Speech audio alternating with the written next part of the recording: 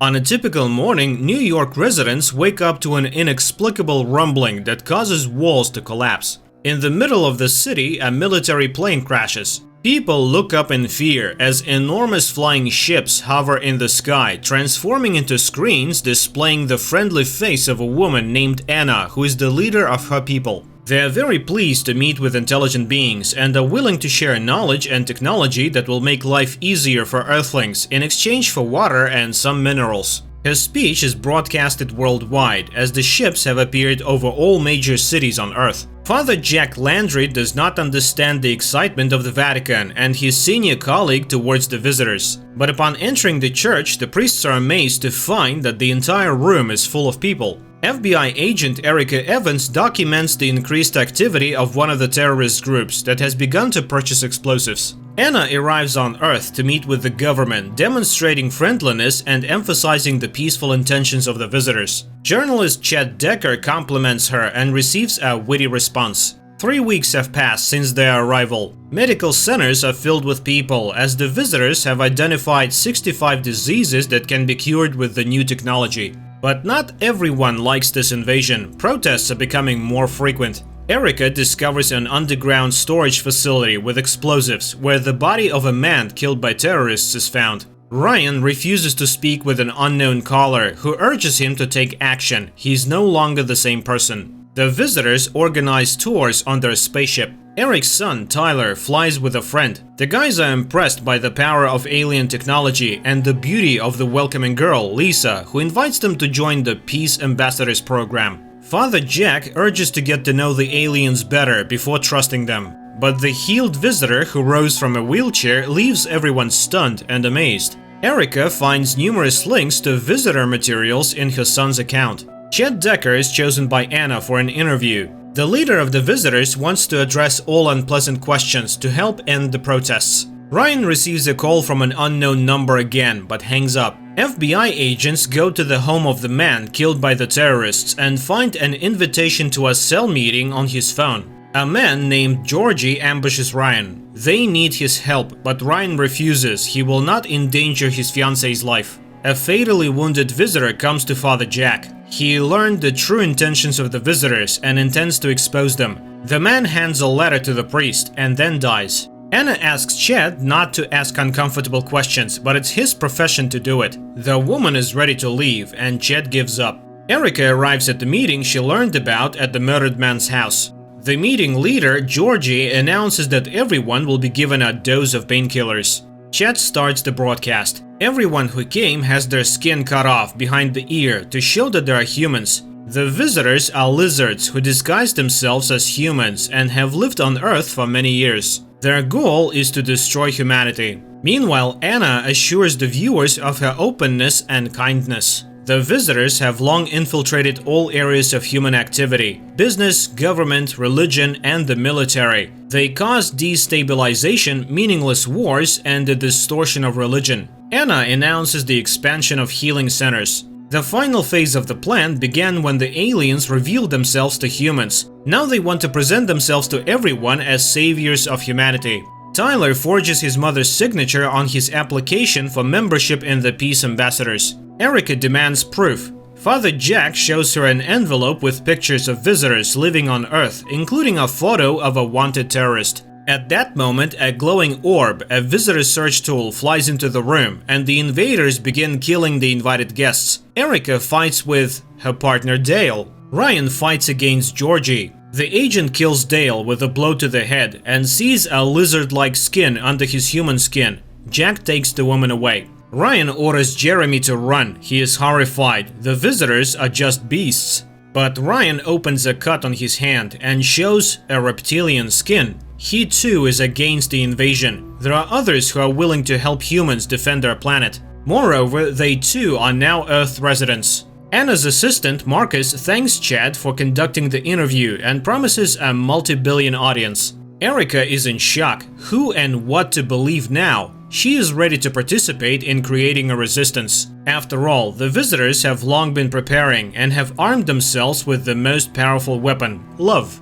Meanwhile, Tyler joins the ranks of the Peace Ambassadors. Erica and Jack see the aliens clearing up the battle scene in the warehouse. The agent calls 911, but her call is intercepted by the reptilians. Jack notices a flying observer and people start running. Erica is in shock from everything that's happening. Dale was her partner for 7 years. She sends Jack home and asks him not to trust anyone. At home, Tyler promises his mother not to interact with the visitors and hides his ambassadorial uniform under the bed. Erica sees Dale everywhere when she is urgently called to work regarding his disappearance. Ryan's nighttime wound begins to worry him. Chad, thinking the interview was unsuccessful, repeatedly watches it again. Erica arrives at the office, where she feels like everyone she meets suspects her of Dale's disappearance. His wife is also here, since her husband always warned her about delays. A special agent from the FBI's Commission on the Threat posed by the visitors visits Father Jack. The man who died in his arms had been warning them about the danger of the invasion for years, but naturally no one believed them. Erica is interrogated, but she conceals everything that happened at the warehouse. She talks about her spiritual closeness to Dale, but then they report finding a partner's car. Erica has to admit that the address was in the case file on the terrorist. She inspects Dale's car and takes his ID and gun. She hands over the phone to her boss, Paul. Anna continues to establish diplomatic relations with the world's peoples. Chad looks at the ratings. The interview turned out to be polished, so the viewer ratings were low. He intends to show all his abilities. Tyler goes to the alien base. The agents search the warehouse, and Erica has to say that they were afraid of a leak, so they concealed their trip here. On the alien spaceship, they are interrogating the only rebel captive in the storage room. They are intimidating him by saying that he has multiple poisonous snakes on his body and demanding that he name the attendees at the meeting. He doesn't know. The visitors intend to prevent a new wave of resistance. Ryan goes to a repair shop to see his former comrade in arms, Angelo. Erica, who is worried, meets Jack in the FBI hallways. Lisa watches Tyler handing out leaflets to protesters and witnesses his fight with one of them. Angelo fixes Ryan's hand. It becomes clear that the mechanic is also a reptilian and he has no intention of returning to the resistance. Ryan confesses that he is in love and suddenly feels unwell. Angelo doesn't believe him and administers some kind of medication. Erica reprimands Jack for giving the photos to the investigation. She asked him not to trust anyone. Paul calls her again and accuses her of lying. He plays a recording of her 911 call. Evans has no choice but to admit that she was also at the storage facility. But she couldn't tell the truth because she suspected Dale, even though she had no evidence. She was waiting for backup, but it never came. Paul confesses that there is no record of her call in the call center, which means Dale is really a traitor. Chet Decker hosts a show where his guests discuss the visitors. Erica goes to Jack and asks for his help, but Jack is not willing to get involved. Erica discovers that Dale had a second phone. Ryan wakes up. Angelo has escaped. Erica reports to Paul that all calls from Dale's second phone were made half an hour before the planned FBI operations to capture the terrorists. That's why the FBI couldn't catch them. The agent doesn't think that Dale will show up. Angelo calls Ryan and gives him detailed information about his fiancée, Val, including diagnosis of her illnesses. If he was able to find all this, the visitors will certainly be able to as well. Lisa reports that the council intends to expel Tyler from the program. Chet proves that he helped Anna in his program. The increased ratings attest to this. And next time he will announce the terms of his collaboration. Later, he announces the government's decision to issue visas to the visitors. Anna thanks the Earthlings for their trust. After all, they always come in peace. Jack finally goes to Erica, and she shows him a list of those who have ever reported aliens to the FBI. Among them, you can clearly find allies. Val boasts that her psychotherapy business is booming and asks to see her hand. But the wound is already healing. And then she notices an overturned photo from which a business card with the name Cyrus falls out. Ryan reassures her he is a former acquaintance. Erica thanks his son for keeping his promise while he looks at Lisa's photo. The agent destroys Dale's photo and he regains consciousness on the table of the reptilians. America grants visas to the aliens despite the incessant protests of dissenters. Chad is proud of his help. Father Jack listens to confessions and is horrified. Almost everyone complains of losing faith in God.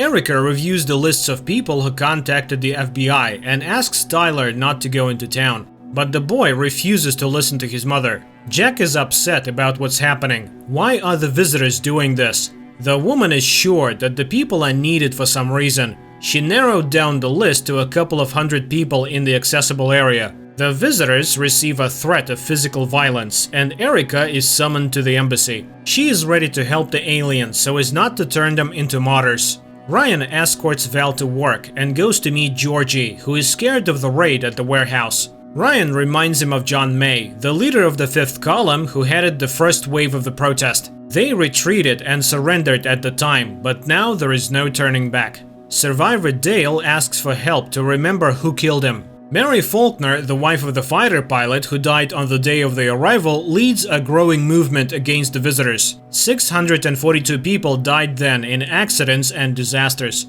Anna assigns a task to find out everything about the woman's family. Tyler is upset about his suspension, but does not want to ask Lisa for help. Erica is assigned a partner from the visitors to catch whoever threatened them and gain access to a secret observation post. Jack finds Georgie's personal file and reports it to Erica. Meanwhile, Ryan goes to Cyrus. Anna holds a meeting with all the ship captains and orders them to monitor all outbreaks of disconnect.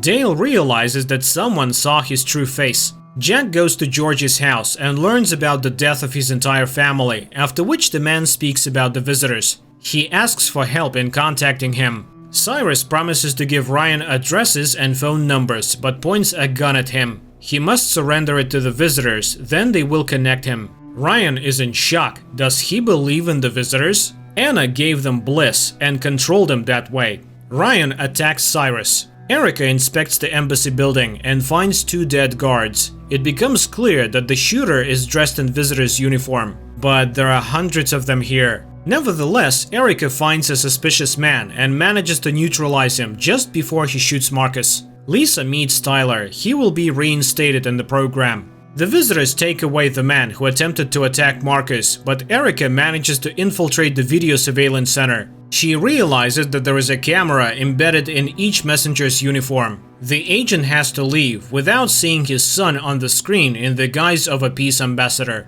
Anna rehearses condolence speeches and goes to meet Mary Faulkner. Marcus thanks Erica for saving his life. Dale is shown a restored version of his office and begins to remember his past life and realizes who knows his true identity. He intends to kill Erica. Georgie meets with Jack.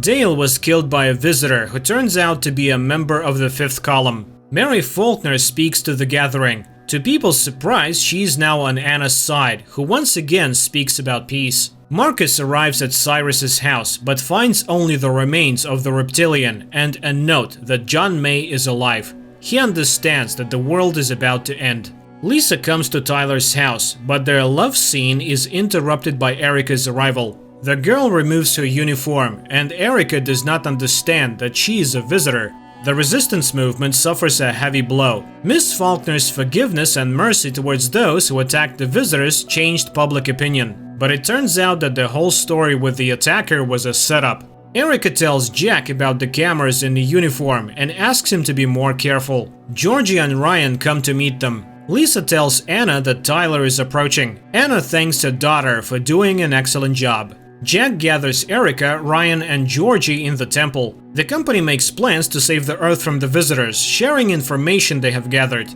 Erica is wary of the fact that Ryan knows too much about the invaders. Georgie suggests catching one of the aliens and performing an autopsy to show the world what's inside. But his companions do not share this idea due to the risk of exposure and because the method seems too barbaric to them. Anna learns that Dale was killed on her ship and she's not willing to allow the presence of a member of the Fifth Column on board. She tasks Joshua with finding the culprit among the medics involved in Dale's death. Tyler wants to talk to his mother and tell her the truth about Lisa and his acceptance into the Peace Ambassador program, but Erica is too busy searching for information about Ryan and finds it difficult to make time for her son. Valerie complains to Ryan about feeling unwell and tries to make an appointment with the doctor, which greatly concerns him due to her heart problems. Tyler's latest attempt to talk to his mother fails due to a phone call. Ryan calls Erica and asks for an urgent meeting. The resistance fighters gather again in the church to discuss the vitamins that Anna announced on the big screens.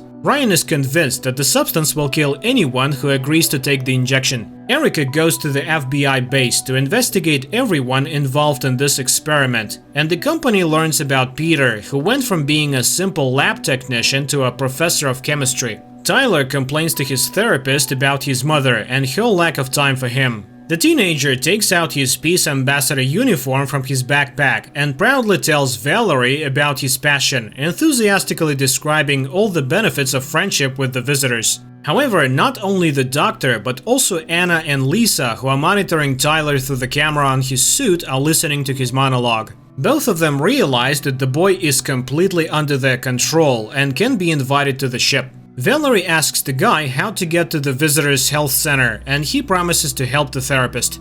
The company comes to the parking lot of the health center to keep an eye on Peter and get the information they need. But they are unable to learn anything because the reptilian eats a pill that every visitor has, leaving only a handful of ash. Nevertheless, the meeting is not in vain. Erica convinces Ryan that he is a visitor and he has to tell her about the fifth column. In Peter's documents, Erica finds receipts from a transportation company that was associated with the chemist. Anna lines up all the medics to interrogate them personally. Joshua's informant confesses to the deed so as not to betray the entire community, and Anna orders the head of the medical service to personally execute the traitor in the most inhumane way possible. Lisa brings Tyler aboard the ship to introduce him to her mother, and when he finds out that it is Anna herself, he is very surprised. Anna takes Tyler on a tour of the most restricted areas of the ship, constantly emphasizing his uniqueness and her special relationship with her daughter's friend. Joshua cannot bring himself to harm his informant, but he realizes that they have no choice, otherwise his death would be in vain. A loud scream is heard from the operating room. Erica and Ryan sneak into a warehouse where Anna's advertised vitamins are stored, and it turns out that the substance has already been added to all flu vaccines. In addition, the group discovers bodies on which the experiments with the drug were conducted. Valerie undergoes a diagnosis at the health center. The scanner confirms a heart disease, but it also shows something else. The ship's security team arrives at the warehouse, and the rebels are forced to flee. Ryan tries to activate the self-destruct system, but he is attacked by one of the arrivals. Erica defends her partner, and as soon as they leave the warehouse, an explosion occurs. The group manages to take one vial of the drug as evidence with them. Anna conducts a bliss session on the ship, reading a meditation over the loudspeaker that induces everyone into a state of paralysis and happiness.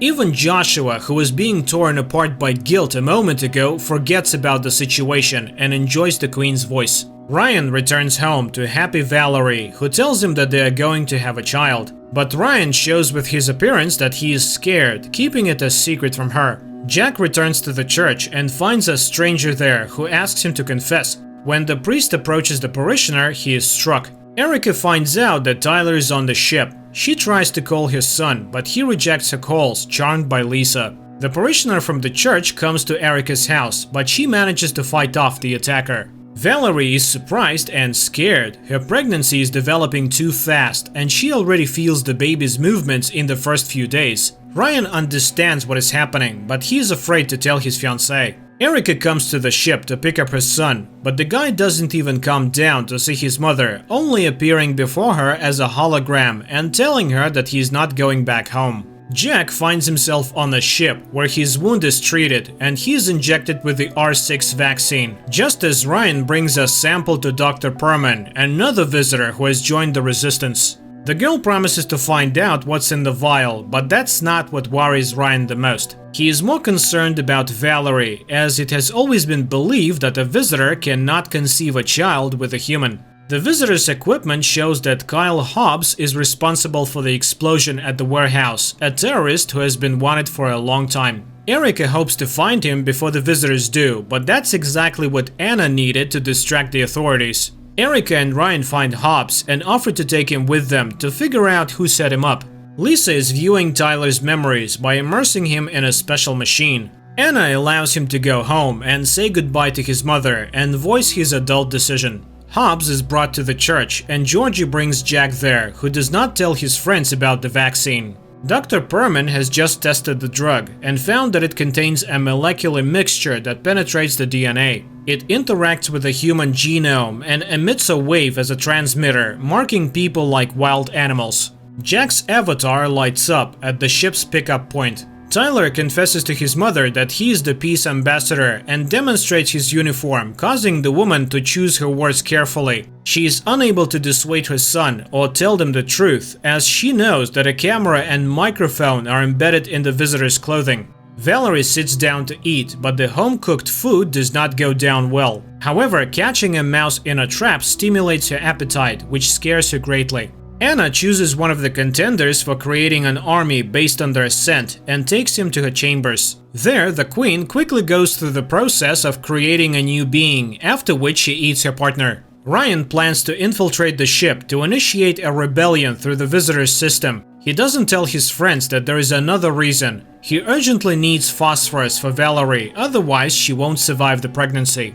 Just in case, he asks Georgie to take Valerie to Dr. Perman and tell her the truth about him if he doesn't return, so that she can deal with the baby. While the group waits to see what will happen with Ryan's visit to the ship, Erica continues to try and reason with his son and takes him to live with his father, hoping that he can influence him. Ryan successfully infiltrates the ship under a false identity, recreating other people's documents and fingerprints. However, he immediately faces a test ordered by Anna. Using equipment, she plans to determine which of the visitors has started experiencing human emotions and has become a member of the fifth column. The sixth episode ends here. Hey guys, should we make another video with the continuation of the first season? Let us know in the comment section down below.